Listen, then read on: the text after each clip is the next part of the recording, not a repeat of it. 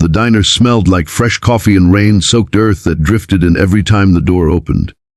It was one of those quiet, late afternoons when the world seemed to slow down, and yet for 22-year-old Emily Carter, life had been anything but peaceful. She moved briskly between tables, her smile a little too practiced, her eyes betraying a sadness she tried hard to bury. Every clink of dishes, every polite "thank you," felt like another small reminder of how far she was from the life she once dreamed of. But fate, as it often does, had something extraordinary waiting for her, something she never saw coming. Before we dive deeper into this heart-touching story, don't forget to like, comment, and subscribe to Exposed Tales for more emotional, life-changing stories that reveal the power of destiny and the human heart.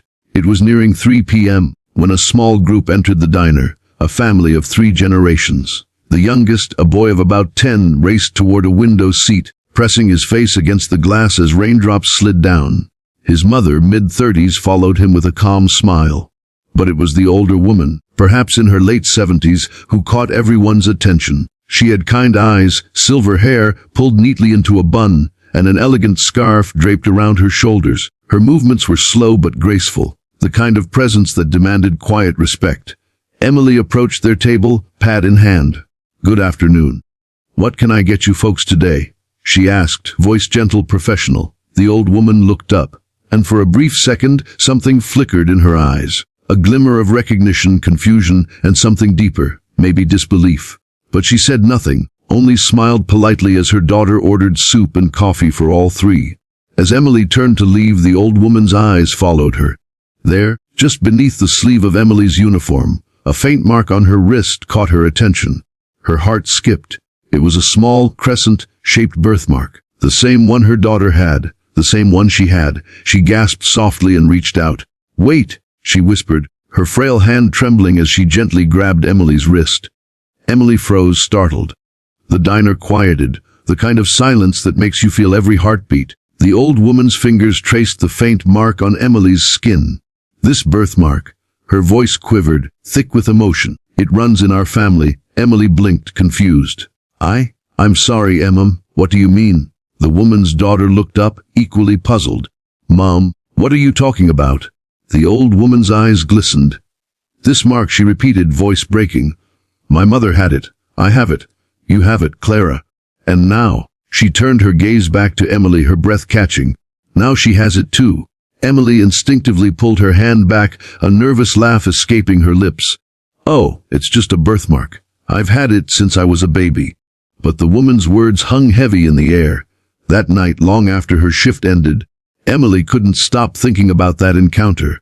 She'd grown up in foster care, bouncing between homes after being abandoned at a hospital as an infant. The only thing she ever had from her birth was that strange mark.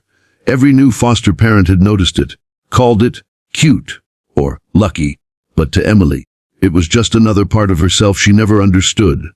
She remembered the old woman's eyes, the way they'd softened with recognition, almost like love. It stirred something deep inside her, a longing she'd buried long ago.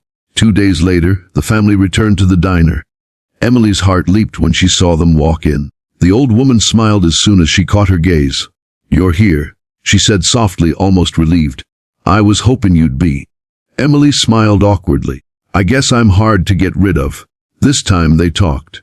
The old woman's name was Margaret Dalton. She lived 2 towns over and had spent years tracing her family tree ever since losing her infant granddaughter 22 years ago in a tragic hospital fire.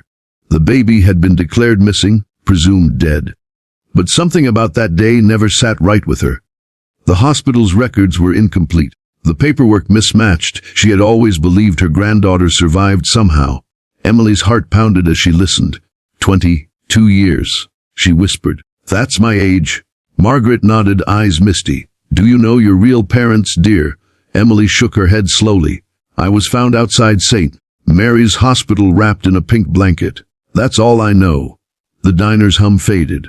Even the rain outside seemed to hold its breath. Margaret reached into her purse with trembling fingers and pulled out a faded photograph.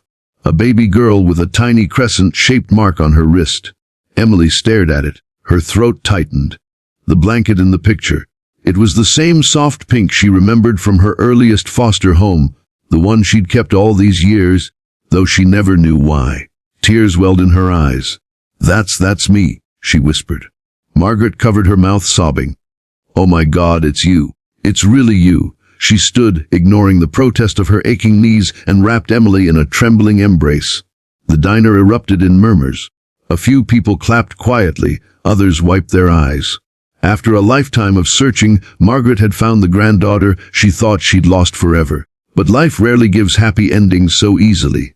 The hospital's adoption records were sealed. Margaret wanted to take Emily home, to reunite her with the rest of the Dalton family. But without proof, it was just a story. Emily had learned long ago not to believe in miracles. Still, Margaret refused to give up. "I've waited 22 years, she said firmly. "I can wait a few more weeks to make it right." Together, they began the journey, digging through archives, old news reports, even hospital incident files. Every discovery brought them closer. A missing baby report. A nurse who recalled a mystery infant evacuated during the fire. A DNA test that took weeks but felt like years. And finally, the results came. Emily sat in Margaret's living room, hands shaking as the envelope tore open. Her breath caught when she read the words, 99.98% probability of biological relation. Margaret broke down, her hands covering her face as tears spilled freely. Emily's heart raced. She didn't know whether to laugh or cry. For the first time, she felt like she belonged. The following week, Margaret threw a small family dinner. The long dining table was surrounded by faces Emily had never known, cousins, uncles, aunts, all smiling, welcoming, crying. The air was filled with laughter and clinking glasses, and for once, Emily wasn't serving the food. She was part of the family. And as the night drew to a close, Margaret took her hand again, gently tracing the mark on her wrist. "This birthmark," she said softly, "it's more than just skin. It's a reminder that love, real love, never gets lost. It just finds its way back home." If this story touched your heart, please don't forget to like, comment, and subscribe to Exposed Tales, where every story reminds us that sometimes miracles hide in the most unexpected places. As the sun rose the next morning, Emily stood outside the diner where her new life had begun. The sign above the door flickered to life in the morning glow, and for the first time, she didn't see a place of struggle. She saw destiny. The same hands that once wiped tables now held the warmth of a family she'd never dared to hope for. She looked at the sky and whispered, "Thank you," knowing her grandmother's faith had done something extraordinary. It had stitched together the torn pages of their story. Sometimes, life doesn't wait for perfect timing. It just takes one moment, one mark, one touch, to remind you that you were never truly lost.